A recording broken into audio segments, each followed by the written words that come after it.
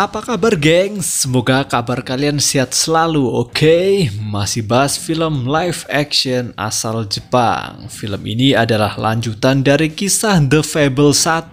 Jika kalian belum nonton film kesatunya, silahkan klik link di deskripsi atau komentar yang di pin ya. Kalau kalian udah nonton, yuk kita cikiprit aja geng.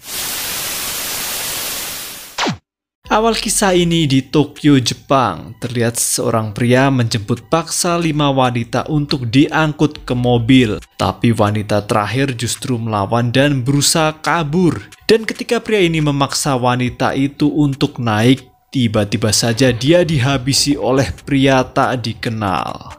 Lanjut paginya di taman kota, terlihat seorang pria mendapat panggilan telepon dari temannya yang mengabarkan bahwa rekan mereka telah dihabisi oleh sosok misterius. Seketika saja pria ini merasa terancam jiwanya dan mengeluarkan pistol untuk berjaga. Tapi endingnya ya pria tersebut tetap saja mati dihabisi oleh sosok misterius itu. Lanjut malamnya di keramaian kota, kali ini giliran dua pria panik mendapat telepon yang mengatakan jika mereka sedang diincar. Dan tak terduga pria di belakang dihabisi dalam waktu sekejap. Tak lama pria satunya ikut mendapat gilirannya. Lanjut esoknya, di gedung parkiran seorang pria pirang mendapat panggilan telepon yang mengabarkan bahwa teman-teman mereka telah dihabisi. Dia jadi ketakutan lalu bergegas masuk ke dalam mobil. Di dalam mobil itu terlihat seorang gadis yang mereka culik sedang menangis geng. Di saat pria ini bersiap pergi dengan mobilnya, tiba-tiba dia diserang oleh pria misterius berjuluk Fable. Leher pria ini digorok dan dia pun tewas geng. Tapi cerita masih berlanjut. Jasad pria ini tak sengaja menginjak pedal gas dan mobil melaju kencang tak terkendali. Fable yang melihat seorang gadis terjebak di dalam mobil itu bergegas menyelamatkan si gadis dari mara bahaya. Sialnya mobil itu tak mampu Fable kendalikan sehingga menabrak pembatas dan terjatuh dari atas ketinggian. Untungnya dalam tragedi ini Fable berhasil menyelamatkan si gadis di saat terakhirnya. Dan inilah The Fable 2, The Killer Who Doesn't Kill.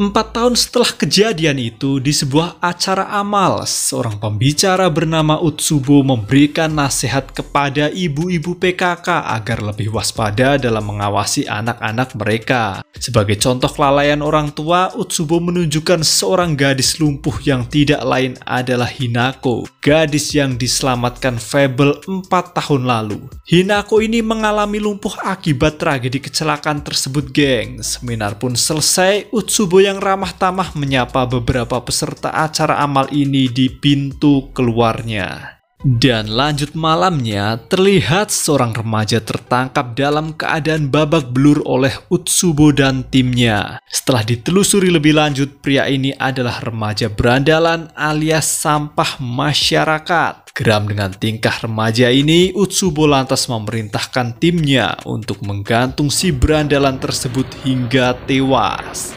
Usai beres dengan urusan mereka, Utsubo bersama dua anak buahnya bernama Izaki dan Suzuki pulang ke markas mereka di sebuah rusun. Lihat di sana Hinako ternyata ikut menjadi bagian tim ini. Kemudian Utsubo dan Suzuki lantas berbicara empat mata membahas tentang rencana mereka untuk balas dendam pada Fable di ruang terpisah. Terungkaplah fakta baru bahwa Utsubo ini adalah satu-satunya target Fable yang berhasil lolos dari kejaran Fable 4 tahun lalu. Esoknya cerita beralih pada Sato alias Fable. Pagi itu dia memulai harinya dengan menonton acara favorit berjudul Jakal. Setelah itu dia pun berangkat ke tempat kerjanya dengan semangat geng. Di kantor, bos mereka terlihat sedang memuji Misaki dengan potongan rambut barunya. Kemudian datang karyawan lain bernama Etsuji ikut memuji Misaki. Tapi pujian Etsuji ini lebih ke sisi mesum ya. Tak lama setelah itu datanglah Fable yang anehnya justru menilai tampilan baru Misaki seperti ular berbisa karena kombinasi warna pakaian yang dikenakan Misaki hari itu. Basa-basi pun selesai, si bos menyuruh Fable untuk mengantarkan paket seperti biasanya. Kita beralih di rusun. Utsubo dan Hinako berangkat untuk mempersiapkan acara amal yang akan datang. Persiapan acara selesai, Hinako lanjut pergi ke taman sendirian untuk latihan berdiri. Karena lengah, Hinako pun jatuh saat latihan itu, geng. Fable yang habis nganter paket tak sengaja lewat dan melihatnya dong ya. Alih-alih menolong, Fable malah melihati Hinako yang terjatuh. Disitulah Fable mulai menganalisis jika Hinako ada potensi untuk bisa berjalan lagi. Ketika Hinako mendengar penilaian Fable ini, dia justru tersinggung dan segera cabut pergi. Sepulang dari kerjanya, Fable masih kebayang sosok Hinako yang tak asing baginya. Lalu dia menanyakan pada Yoko adiknya mengenai detail kejadian 4 tahun silam. Yoko pun menceritakan bahwa gadis lumpuh yang dilihat Fable kemungkinan bernama Hinako. Gadis yang dulu pernah diselamatkan dari aksi penculikan sindikat prostitusi. Malamnya cerita pun beralih pada Etsuji, rekan kerja Fable dan Misaki. Saking terobsesinya dengan Misaki, hampir tiap hari tuh Etsuji berimajinasi liar dengan colai di kamarnya.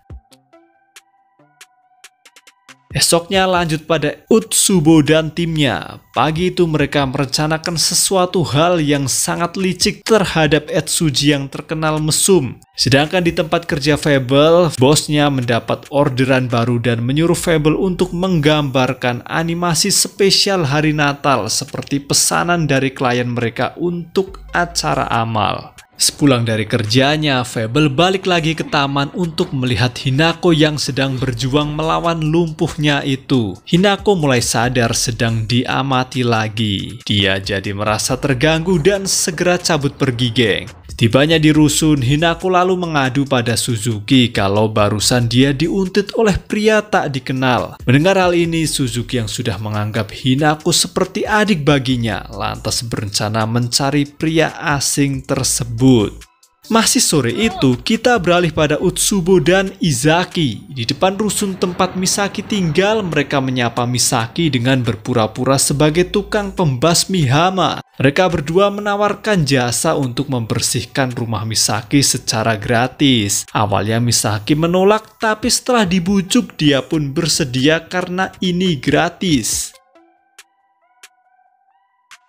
Dan paginya, lagi-lagi Fable menunggu Hinako yang tak kunjung datang untuk latihan berdiri. Tak lama justru yang datang adalah Suzuki. Dia mengaku sebagai kakaknya Hinako. Suzuki pun memperingatkan Fable agar dia tak lagi menguntit adiknya itu.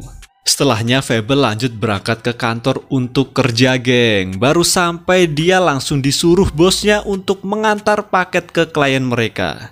Cerita pun beralih pada Utsubo dan Izaki yang berhasil memasang kamera tersembunyi di rumah Misaki kemarin sore. Hasil rekaman itu akan mereka gunakan untuk sesuatu yang licik, geng. Tak lama terdengar ketukan pintu dari luar. Utsubo pun membukakan pintu dan ternyata dia adalah Fable yang mengantarkan paket poster amal pesanan Utsubo. Di sana tak sengaja Fable melihat Hinako di dalam rumah dan Utsubo menyadari bahwa keduanya saling kenal. Maka diajaklah masuk Fable untuk disuguhi teh hangat. Mereka pun berkenalan. Fable mengaku bernama Sato. Dia meminta maaf atas kelancangan tempo hari karena sering mengamati Hinako latihan berdiri di taman. Dia tak bermaksud jahat, hanya ingin memberi semangat pada Hinako. Mendengar penjelasan Sato alias Fable, seketika kecurigaan Hinako pun hilang, geng. Dia pun jadi senang ternyata masih ada orang yang peduli padanya. Singkatnya, sepulangnya Fable mengantar pesanan mereka, Hinako kembali ke kamarnya. Dia mengambil lipstik dan nampak melamun karena teringat masa lalunya. Tak lama Utsubo masuk ke kamar nyelonong aja tuh, dengan dalih membantu Hinako terapi jalan katanya. Dia membohongi Hinako bahwa salah satu metode terapi untuk merangsang saraf kaki adalah dengan bermantap-mantap. Hinako yang polos mah mau-mau aja demi kesembuhannya itu, geng. Kembali pada Fable, sepulang antar paket dia menyempatkan diri untuk membeli balon jakal favoritnya sebelum pulang ke rumah. Di rumah dia bercerita pada Yoko tentang misi membantai jaringan prostitusi 4 tahun silam. Fable teringat waktu itu jumlah targetnya ada 6 orang germo. Namun setelah diingat-ingat lagi, salah satu dari target ini ada yang berhasil lolos. Fable pun mengaku ketika tadi pagi mengantar paket dan bertemu Utsubo. Dia jadi teringat lagi siapa target yang lolos itu, yaitu Utsubo. Seketika saja Fable pun berniat menghabisi Utsubo hari itu juga, geng. Tapi Yoko melarangnya karena saat ini keduanya mendapat perintah dari bos mereka untuk tidak membunuh siapapun dalam 1 tahun ke depan. Esoknya rencana Utsubo dilancarkan, geng. Dia mengaku sebagai detektif swasta dan menelpon ibunya Etsuji yang diketahui adalah orang kaya raya. Utsubo memberitahu kalau Etsuji telah melanggar undang-undang asusila dengan merekam sosok Misaki diam-diam waktu mandi, sembari menunjukkan bukti rekaman kamera tersembunyi di rumah Misaki. Inilah rencana licik Utsubo dan timnya, yaitu menjebak ibunya Etsuji untuk diperas uangnya. Awalnya Etsuji menyangkal karena memang bukan dia yang memasang kamera-kamera itu. Tapi setelah diancam jika tidak mau mengaku maka akan dilaporkan ke polisi, terpaksalah Etsuji mengalah dan dia rela memberikan sejumlah uang agar Utsubo menutup kasus ini. Dan tak sengaja Hinako yang baru pulang mendengar aksi penipuan Utsubo dari sisi ruang tamu, geng. Dia pun mulai menyadari bahwa Utsubo yang selama ini terkenal baik padanya ternyata adalah penjahat yang sangat licik. Malam itu, akibat tadi pagi diperas dan merasa dijebak oleh Misaki, Etsuji yang emosi merencanakan aksi pembunuhan terhadap Misaki esok pagi. Pagi pun menjelang di kantor itu, emosi Etsuji memuncak. Dia sudah tak sabar ingin membunuh Misaki. Bermodal pisau yang dia simpan, Etsuji pun nekat beraksi. Untungnya aksi itu digagalkan oleh Fable yang baru datang, geng. Dan disitulah bos mereka tak sengaja menyaksikan kehebatan Fable yang dikira cupu ternyata suhu.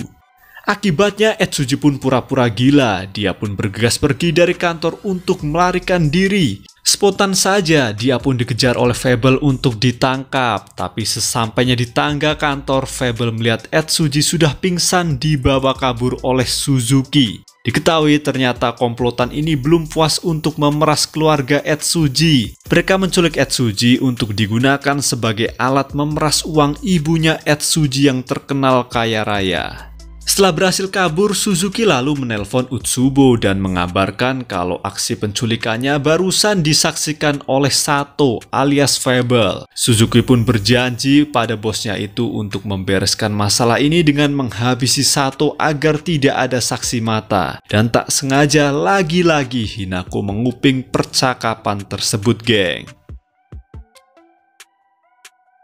Sampailah dia di parkiran, Suzuki menyuruh Izaki untuk membawa Sandra ke tempat sepi agar mereka tak dicurigai warga. Sementara dia sendiri akan bergegas untuk membereskan saksi mata. Setelah itu Suzuki menemui Sato untuk membunuhnya, geng. Tapi karena situasi tak memungkinkan sebab banyaknya warga sipil di sana, Suzuki berusaha menahan diri. Kemudian Sato menghampirinya dan menyuruh Suzuki untuk mengembalikan Etsuji dalam waktu 24 jam. Disinilah Suzuki mulai curiga jika Sato bukanlah orang sembarangan. Mana ada warga sipil berani berhadapan dengan pembunuh bayaran setenang itu.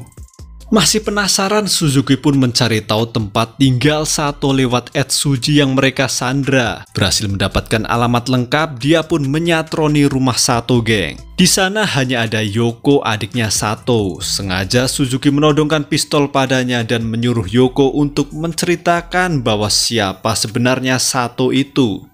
Kita beralih sejenak di kantor. Sato alias Fable balik lagi untuk mengabarkan kalau Etsuji lolos dari kejarannya. Disinilah si bos sudah sadar kalau Sato alias Fable bukanlah sosok pria culun sembarangan. Kembali lagi ke Suzuki. Dia yang terlalu meremehkan Yoko akhirnya berhasil dihajar hanya dalam waktu 8 detik. Ternyata Yoko ini adalah kopian Fable versi cewek, geng. Cuman bedanya doi belum pernah membunuh sama sekali karena masih anak magang. Tak lama Fable pun datang dan melihat Suzuki sudah babak belur. Inilah kesempatan Suzuki untuk bertanya apakah benar Sato adalah Fable sang legenda. Dan Fable pun mengakuinya, hanya saja dia menyuruh Suzuki untuk tidak bilang pada siapapun. Karena jika itu terjadi, maka dia tak segan akan menghabisinya. Sementara itu, Izaki yang sedang membawa Etsuji menuju tempat sepi malah kebelet boker. Habis boker dia balik ke mobil. Tak sengaja Izaki melindas Etsuji yang berusaha sembunyi di kolong mobilnya. Dia pun jadi panik. Setelahnya Fable pun menyuruh Suzuki untuk membebaskan Etsuji. Dia mulai ketakutan dan menelpon Izaki segera, tapi justru Izaki mengabarkan kalau Sandra tak sengaja terbunuh. Disinilah Fable kecewa berat dan mengambil pisau. Alih-alih membunuh Suzuki, justru dia malah membebaskannya dan mengajak untuk makan malam. Suzuki yang ketakutan minta izin untuk pulang aja deh. Mentalnya benar-benar hancur karena dia tak dianggap ancaman sama sekali oleh Fable. Sepulangnya Suzuki di rumah susun, dia bertemu Utsubo dan menceritakan kalau Sandra mereka telah tewas akibat kecerobohan Izaki. Suzuki mengaku terpaksa membunuh Izaki karena gagal menjaga Sandra mereka. Dia juga menambahkan informasi kalau Sato yang kemarin mampir nganter paket adalah sosok Fable sang legenda pembunuh bayaran. Seketika saja Utsubo pun ketakutan hingga tremor berat, geng. Utsubo pun mencoba menenangkan diri dan mengajak Suzuki untuk menghabisi Fable yang selama ini mereka cari. Lantas Utsubo menceritakan alasannya mengapa dia begitu menaruh dendam pada Fable. Karena Fable lah yang telah menghabisi si pirang adik kandungnya beserta semua teman-temannya 4 tahun lalu. Rencananya mereka akan menyusun siasat matang untuk menjebak Fable, karena untuk membunuh Fable nyali aja tak cukup, geng. Dan lagi-lagi Hinako mendengar percakapan ini. Dia pun baru tahu kalau Sato adalah sosok yang dulu menyelamatkannya dari maut.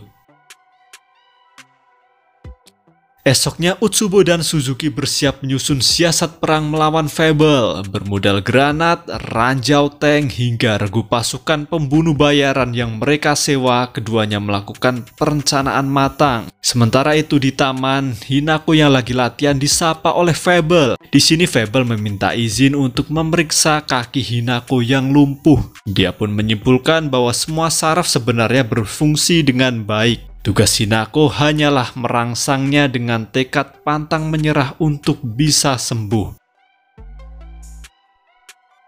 Malamnya di sela kesibukan menyusun jebakan, Utsubo mendatangi Hinako dan kembali membohonginya dengan cerita masa lalu. Dia bercerita bahwa Sato adalah Fable, sosok pembunuh kedua orang tua Hinako. Hinako yang tahu akan kebohongan ini pura-pura percaya aja deh dan mengaku siap membantu jika dibutuhkan. Esoknya di rumah susun tempat mereka tinggal, terlihat rangka besi untuk keperluan konstruksi sudah terpasang rapi. Ini semua bagian dari jebakan Utsubo untuk Fable. Sebelum berangkat perang, dia pun memberikan pistol pada Hinako untuk berjaga-jaga. Setelah itu berangkatlah mereka. Dan tak lupa Utsubo juga menyempatkan untuk menyapa seorang gadis kecil untuk dimanfaatkan sebagai rencana cadangannya dengan menghadiahinya permen. Merasa persiapan sudah oke, Utsubo pun menelpon Fable dan mengajaknya ketemuan untuk membahas Hinako di rumah susun mereka. Fable pun setuju, tapi Yoko menyadari kalau itu adalah jebakan. Dia memaksa ikut untuk membantu Fable dalam misi ini. Sesampainya di rumah susun yang dimaksud, Fable melihat sebuah balon jakal terlepas dari genggaman anak-anak penghuni rusun itu. Tanpa curiga, Fable lanjut menuju rusun yang dijadikan markas Utsubo dan gengnya. Sampai di alamat, dia pun membuka pintu yang ternyata itu adalah perangkat bom. Dengan santainya Fable menghindar tanpa terluka sedikit pun, geng.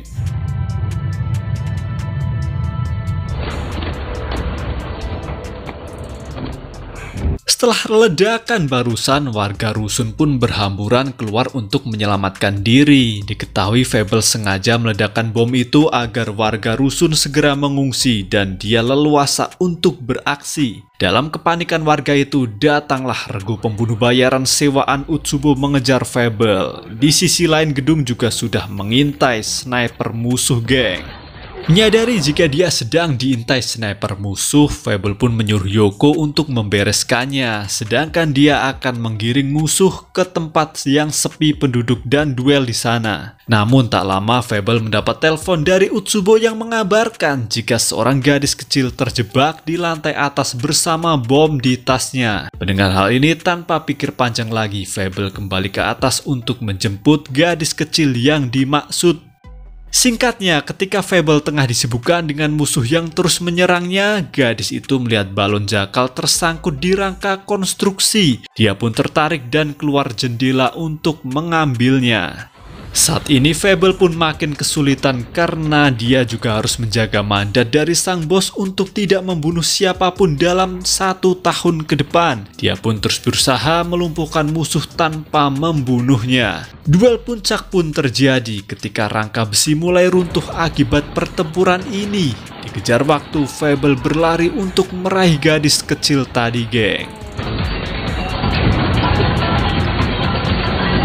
Berhasil menyelamatkan si gadis ini dan ternyata setelah dibuka tasnya hanya berisi permen. Kampret nggak tuh? Spontan saja Fable kembali menyuruh Yoko untuk mengejar Suzuki yang kabur pergi. Sementara dia akan meminta bantuan pada Ebihara, yakuza kenalannya, untuk meminjam sopir dan sebuah mobil yang akan digunakan untuk mengejar musuh mereka. Ketika Yoko lebih dulu mengejar Suzuki, dia malah masuk perangkap musuh dan berhasil tertangkap, geng. Di sana terlihat Utsubo, Hinako, dan Suzuki mengikatnya ke pohon. Kemudian Utsubo memerintahkan Hinako untuk membunuh Yoko sebagai ajang latihan sebelum bertemu Fable nantinya. Pura-pura nurut perintah bosnya, tiba-tiba saja Hinako menyerang Utsubo. Dia sudah muak dengan kebohongan bosnya dan mengaku sudah tahu semua kejahatan Utsubo selama ini. Tak lama setelah itu, Fable pun sampai di hutan dan segera mengendap-endap menuju target.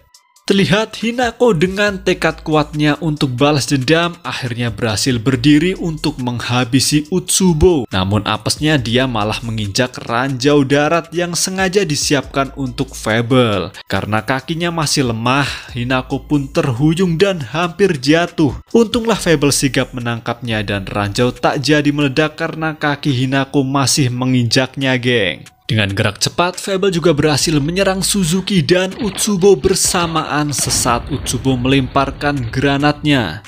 Akibat ledakan granat itu, Fable terluka untuk melindungi Hinako dari pecahan granat tadi. Disinilah Fable meminta tolong pada Suzuki untuk membantunya menyelamatkan Hinako dari ranjau ini. Terpanggil hatinya karena sudah menganggap Hinako layaknya adik sendiri, Suzuki segera mengoperasikan alat berat untuk menutupi area ranjau dengan pengeruk. Berkat timing yang tepat, mereka kompak menarik kaki Hinako dari ranjau dan boom! Tak ada yang terluka, geng. Santai aja, oke?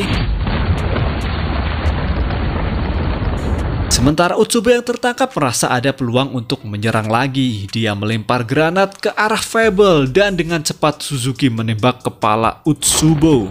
Lihatlah Fable dengan santainya menjelaskan bahwa granat itu tidak akan meledak sebab Utsubo sengaja melemparnya bukan untuk menyerang mereka, melainkan sengaja bunuh diri agar dia segera dihabisi saja. Konflik panjang ini pun selesai. Hinako menyampaikan rasa terima kasihnya pada Fable karena nyawanya telah ditolong untuk kedua kalinya. Dia berjanji akan berjuang untuk sembuh dari lumpuhnya itu. Esoknya, Fable kembali berangkat kerja lagi, geng. Dia menyerahkan hasil karyanya untuk pesanan hari Natal yang bergambar perjuangan Hinako melawan lumpuhnya. Selesai kerja, Fable lantas menyempatkan menghubungi bosnya yang sudah lama tak bertemu. Dia mengajak untuk merayakan Natal bersama, dan cerita pun selesai, geng.